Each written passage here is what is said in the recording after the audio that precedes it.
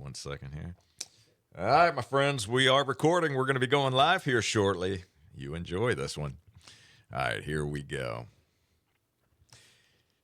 Hey, everyone, you're listening to Business Minds Coffee Chat, and I am your host, Jay Scherr, and I am super excited today. I have got a fantastic guest here live in the studio with me. My guest today is originally from Virginia, lived most of her life in Georgia, and has made Palm Coast her home since 2020. She earned a degree in criminal justice from Mountain Empire Community College in Virginia and was a sheriff's deputy and crime scene investigator in Georgia before beginning her entrepreneurial journey. She and her husband, Randy, also a former sheriff's deputy, have been married for over 19 years and share a passion for helping with animal rescues. She's deeply involved in this community, supporting numerous charitable let me re-record that line. She's deeply involved in the community, supporting numerous charitable causes. She belongs to various networking groups, serves as an ambassador with the Chamber, and is the current president of Professional Women of Flagler County. When she's not working, you'll likely find her outdoors, hiking, paddleboarding, and soaking up the sun at the beach.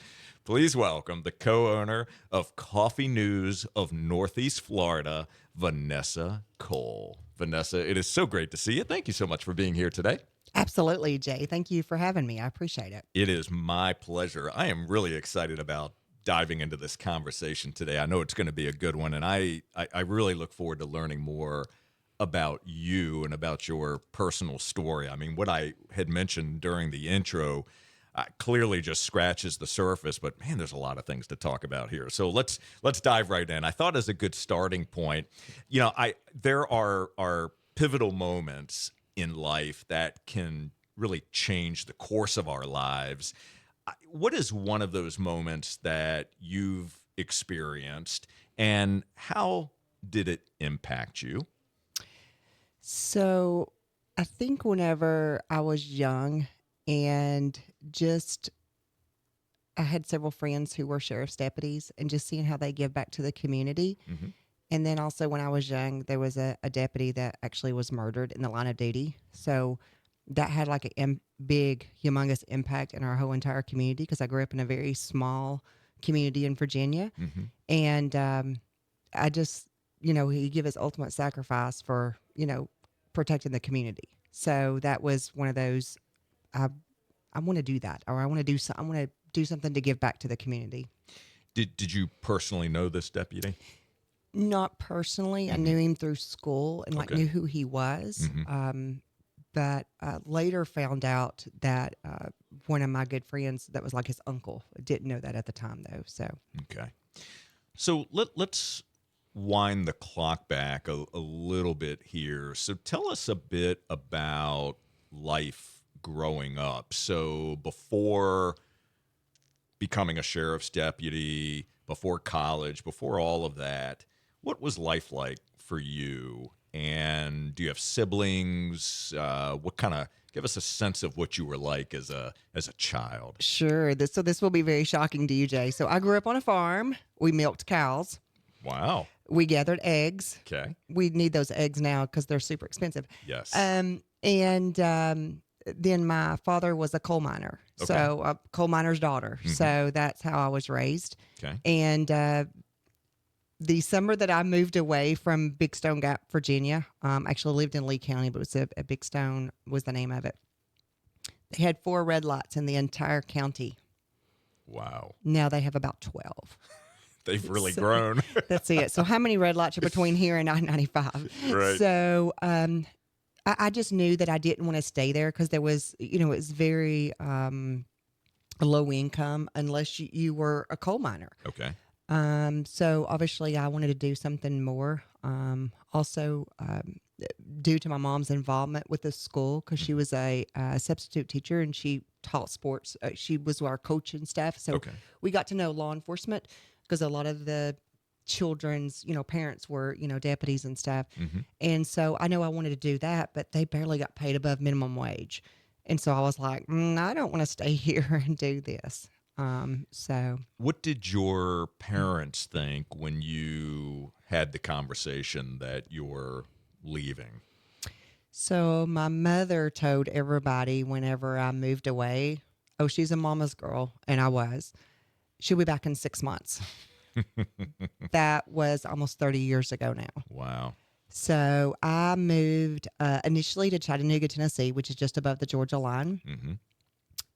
In Chattanooga, Tennessee, Jay, if you've ever been there, it's not a super small. It's not as big as Jacksonville or Orlando, but it's way bigger than the four red light town community I come from. Right. So I literally thought I'd moved to New York City, honestly. Anything to eat. It had the biggest mall in Tennessee at the time. So I was like, wow, this is amazing. And really fell in love with it. Started applying because by that time I'd already had my college degree. Hmm. Had started applying for different agencies. One over in Dalton, just across the state line, has actually hired me. Most law enforcement, you will know it takes about, or it did back then, about 6 months process to Hmm. go through all the background and all the process. So it was very hard. I didn't know anybody there, so my degree literally got me in the door. Because at the time, there wasn't but just a few female officers Okay. there. And that was one of the things that whenever they hired me, they're like, so what do you want to do? And I'm like, I want to make, this is my career. This is what I want to do. And pretty fast moved up through the ranks, made sergeant. Later on, got moved to a crime scene. And one of the very first times that I was a sergeant, when I went my shift, I was the youngest one and I was the supervisor. Wow. So, and everybody else was males except for me. So I had one gentleman who was old enough to be my grandfather. Okay. And so he made me, he goes, my kids are older than you. So, but I mean, but it was okay. I had their respect, and I'm one of these. I'm a very hands-on person, Hmm. and so I can't say, well, I'm a supervisor. I can't do that. No, I very much, got in there and done just because I had ranking didn't mean I didn't do. I patted down females as many as the next person did, and stuff. And so really just enjoyed my time doing that. And after Did let me interrupt you for just Yes. 1 second. Did when you finally landed that particular role and you were starting to move up a bit, did it meet the expectation that you had for that job? I mean, when you visualized what you wanted to do for your career at that stage in life, did it actually match what what you visualized? So above what I Above. am, because if you can't, obviously this is before social media. Yeah, Okay. sure, So sure. everything's live now, or everybody has access to everything. Back then, Mm-hmm. you heard only about the big stuff, so to say. So it was very eye opening because I come from a very small, remote town. Mm-hmm. The town I come from, they had a murder once every 5 years, if then. When I was in Dalton, Georgia, I think one of the latest years we had like 6 murders in 1 year. Down here, I'm sure it's a lot more, but obviously a lot bigger agency, a lot bigger area down here. But it was very eye opening. And I remember one of my lieutenants, when I first went to crime scene, he said, "You will learn more in the next 6 months than you've learned in your whole entire life." And I'm like, okay, yeah, right, whatever. Yeah. Wow, he was correct. Because you see the worst, because when I work crime scene, I work death cases, burglary, suicide, traffic, a little of everything. Mm-hmm. And you also worked with the drug unit a lot, worked with federal agents a lot, and on raids and stuff like that. Because if there's anything to do with evidence, they called us out to actually take possession of that. Okay. And so it was very, very eye opening. So, and it just, again, you see people at their lowest, and sometimes you have to be there and do your job. So it's very hard sometimes too. So How did you deal with the stresses of that type of work and the things that you saw and that you were dealing with? What was that experience like, and how you managed through that? So you just have to get that mindset that you can't let it bother you. Does it bother you? Yeah. I mean, still 30 years later, there's a couple of cases I have nightmares about periodically. but it's just one of those, you just deal with it. I don't mean that to sound mean. Is there PTSD involved? Absolutely. But also you just learn to hide your emotion, and you go on, because of when you get finished with this call, you may go to another call that you're like, wow, this is the worst thing that's happened all day or all year. And then you go to the next call and you're like, no, wow, this is way worse. So you just have to, put a smile on your face and be nice, Yeah. So sometimes people are like, oh, this officer was hateful and he was mean. And I'm like, you don't know what he just dealt with 20 minutes ago. Sure. And until you're in that situation, Jay, people can always look and say, oh, why'd he do that? Why did he? And I'm like, look, it's one of the things that I had when I was in Mandate. So our police academy training, I remember one of the instructors says it's always easier to be judged by 12 than carried by 6. Ooh, That hits hard. that does hit hard. Wow. But you think of that, when you have split second decisions, life or death situation, and I've been in numerous of those. My husband has too. And, you appreciate life, Absolutely. So were you provided, was there, I mean, I haven't walked in your shoes, right? But I have a son who's an officer, and, obviously we have conversation, right? But there's a lot of things that aren't shared, and I completely understand that. But were you provided counseling at all? So and to the point where you were able to learn tools and strategies on how to process the difficulty of that type of life? We specifically wasn't then. If somebody asked, they would get them help, or, send them to a therapist. But it never was. Again, I think I was just so young. Whereas I look back now and be like, how in the world did I get through that time? Yeah. I mean, I've worked a murder case that was on the scene for 27 hours. Wow. 27 hours. That's a long, no sleep, working. It was Oh a my very gosh. messy case. And I kind of look back now and be like, wow, how in the world did I do that? But you just do it. I mean, you just go. And I never asked for counseling. I just felt like, I was good. Mm-hmm. There were other officers that did ask for counseling and stuff, and did, get that help and stuff. Okay. But it wasn't one of those, like when something very serious happened, it wasn't like it is now. It is really, you got to go see a therapist before you go back. And like, I still have numerous officers who worked for me, that they've had a couple of stressful situations, been shot at somebody, and just, almost that split second decision. And, they did have to go get counseling because it just really messed with them. So, but they've got over that, it is hard. So, Yeah. So you met your husband while you were on the job. yes. Tell us briefly how the two of you actually met. So this was really funny. I'd been working there about 7 or 8 months, and he was, I was in the jail. I worked in the jail, and he was a patrol officer at night. Okay. And he brings this inmate in who he arrested. And for those people who know my husband, he didn't arrest. He was a patrol. He didn't like to arrest people because that means I have to do paperwork, and then I have to go to court, But he wasn't running traffic. He was just to answer calls, and stuff. Anyways, he brought somebody in. I went up to the front desk as he was leaving, going out, and I asked the lady, my friend Sue, up front. I'm like, "Hey, who's that guy?" And she comes back around and looks like, I don't know who that inmate is. I'm like, "No, the officer going there in front of you." And she goes, "Oh, that's Randy." And I said, "Is he married?" I was like, "He didn't have a ring on. Is he dating anybody?" So she goes, "Oh, he's my neighbor, and he just recently got a divorce, but I'll find out." So, Wow. so we went out a few weeks later, and kind of been going since then. So yes, That's so cool. yes. So you can truly say that you actually met in jail. That's it. I always like to tell people that. I always make sure to say we both worked in jail, worked for the sheriff's office in Georgia before I say I met my husband in jail.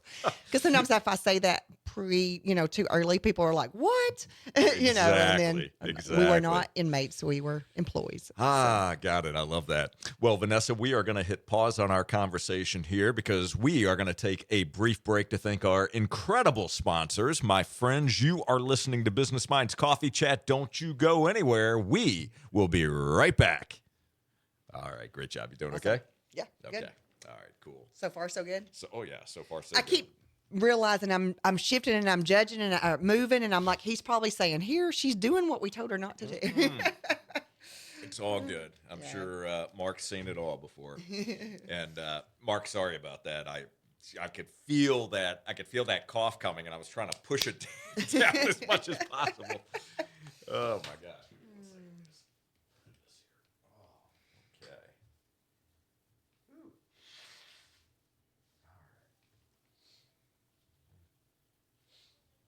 Okie dokie.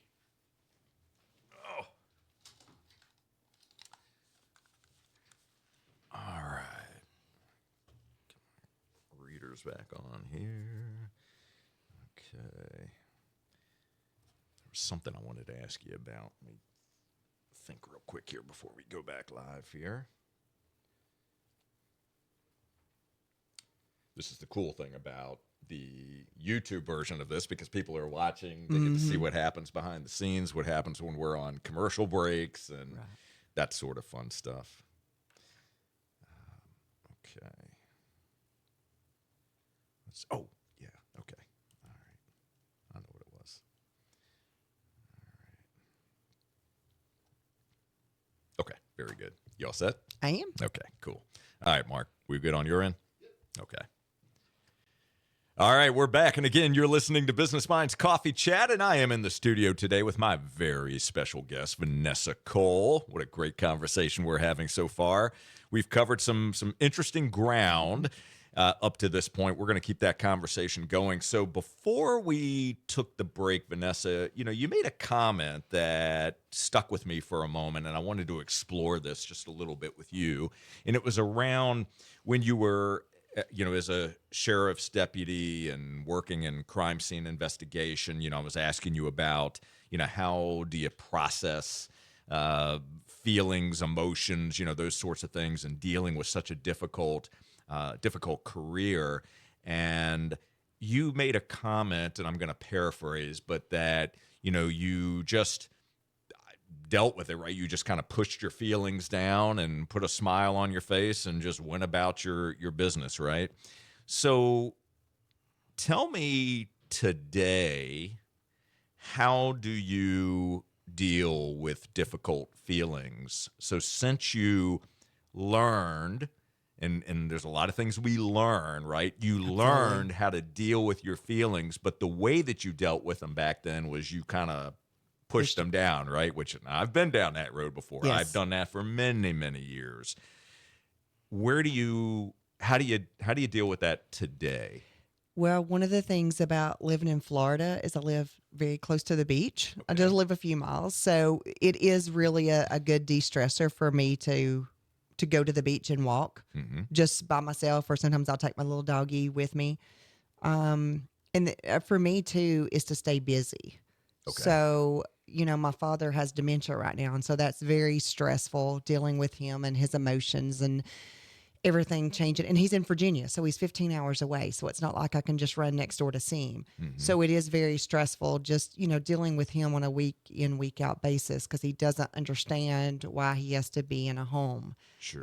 And so, it does get really stressful, emotional and stuff. And so literally it's almost sometimes that's when I do my best work, because I dig into reports or replying to emails or whatever, and just work.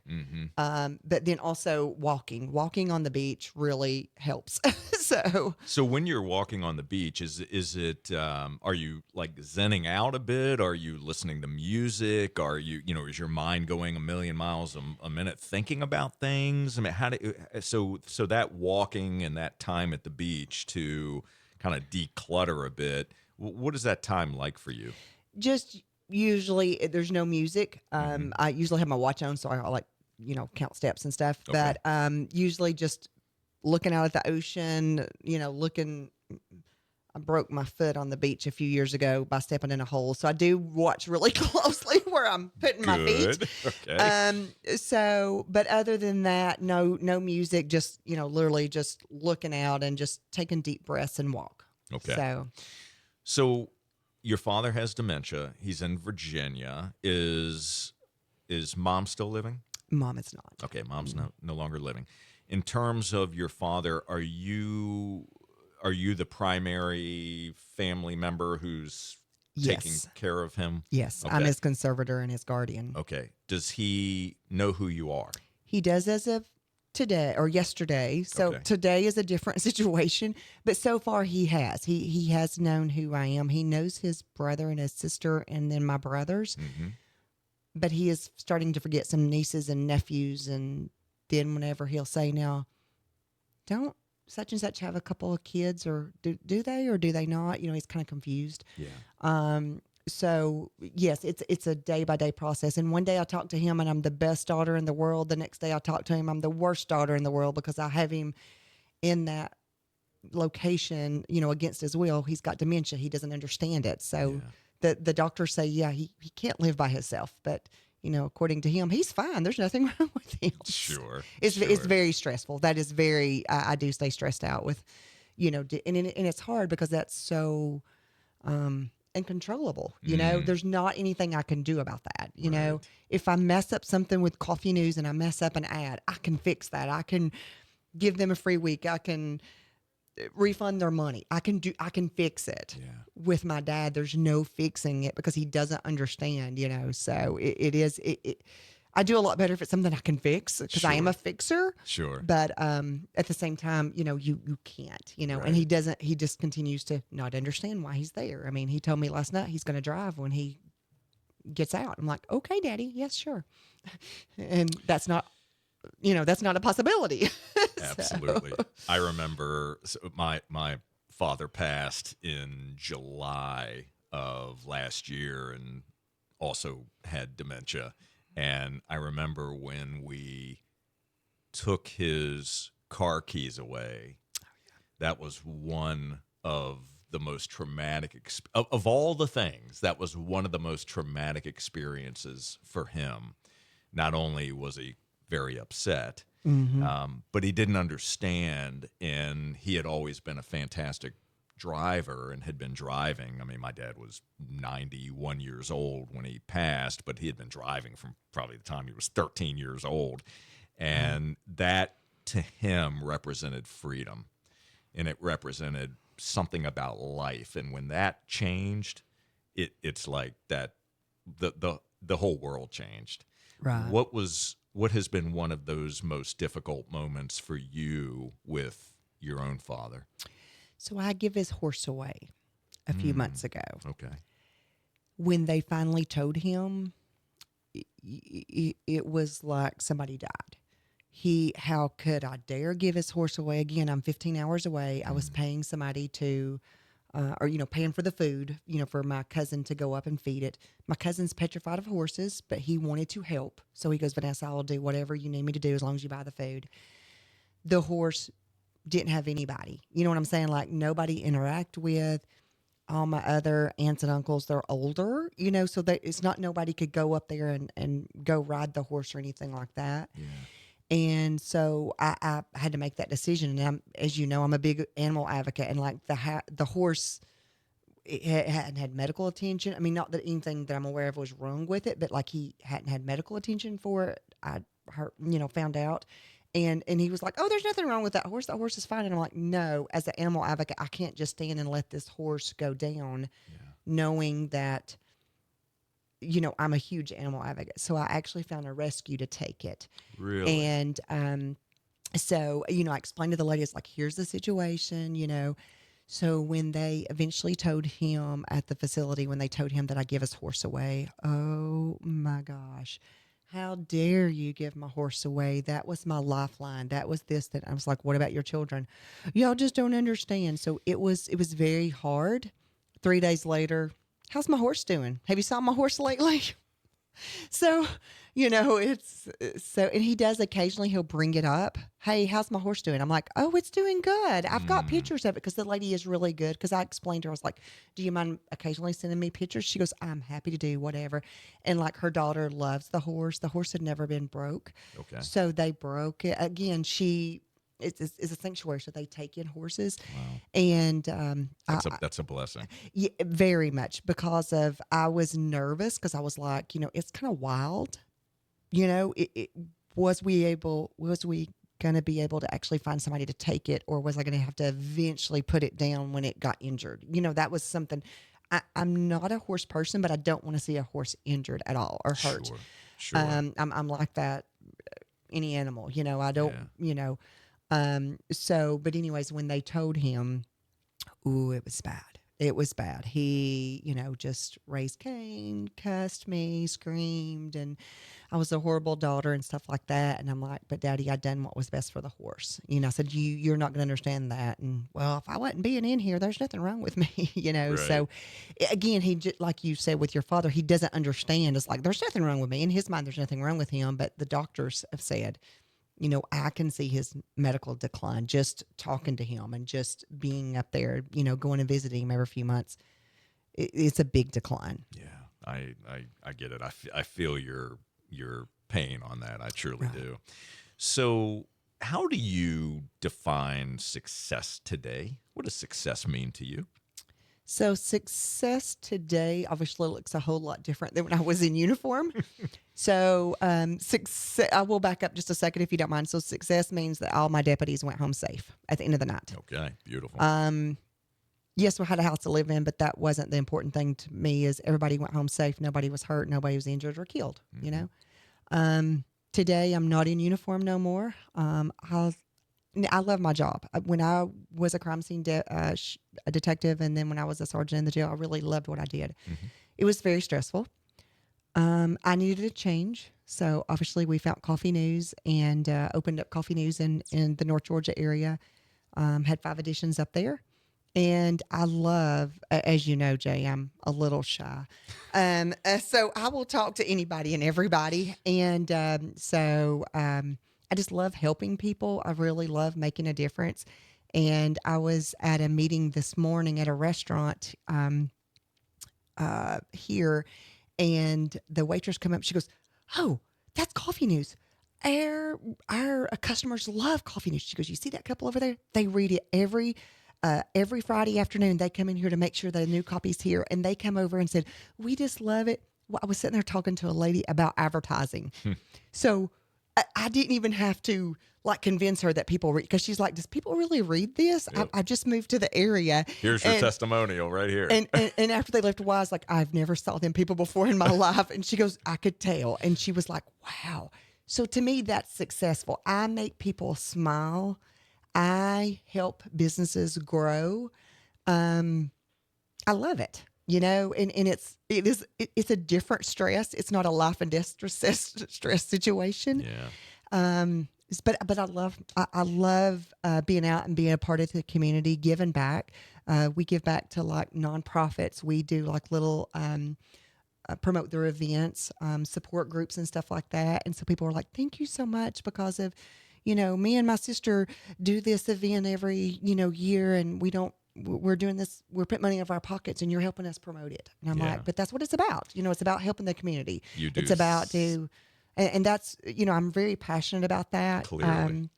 I'm really, I'm also in BNI, if you're familiar with BNI. So it's Yep. that giver's gain mentality. You do good things in life and it'll come back to you. Absolutely. So that's, and expect nothing in return. So That's exactly right. So, if you, as we're wrapping up our conversation, if you could have one last conversation with your dad in a place where your dad was able to have good conversation with you and knew what was going on, if you could have one last conversation with him, what would you want to ask him? What would you want that conversation to be for you?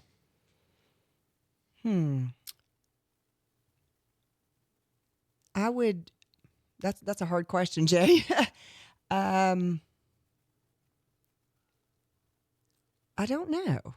I guess that. Wow. Yeah, you've had me stumped. I'm very seldom lost for words, but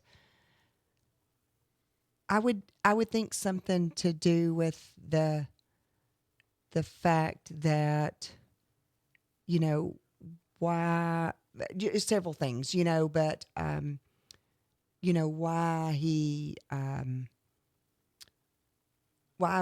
chose to keep our family there, Mm. versus going to another area because it was Mm-hmm. very rural, Mm-hmm. area. Yeah. I mean, because so like once I'm out, I'm like, why in the world would somebody want? And I don't mean that to be mean. Like it's great to go back and visit, but I'm like, there was so less that we didn't have opportunities for. Mm-hmm. Versus even like when I was in Georgia, there was so much more, and in here there's so much more.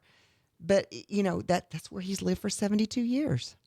So You that's what know, you would want to know the answer to that question. yeah. Yeah. Like I why did we stay here? Again, I had loved the community I was in, but then once I got out, I'm just like, I grew up there. So he's a now farmer. you had perspective, right? So you could see the So differences. yeah, Yeah. and he's a farmer. He actually still wants to go home and plant his garden. Mm. And I just tell Dad, I was like, I'd rather spend my time at the beach or going to listen to music. So I'm like, I'm supporting the farmers, Daddy. I'm just go buy my vegetables. so, There you go. Well, but Vanessa, I want to thank you so very much for joining me today absolutely. on Business Minds Coffee Chat. I really appreciate the conversation. I appreciate you investing the time in this and sharing a bit more about you and about your story. And I'm grateful for you. Thank you so much. Thank you, Jay. I appreciate it. Thank you so much. Absolutely. It was my pleasure. And for all of you, thank you very much for tuning in today. And we will be back next Saturday morning at 8:30. And until then, my friends, keep learning and growing and keep doing the work to reach your potential. Take care, everyone.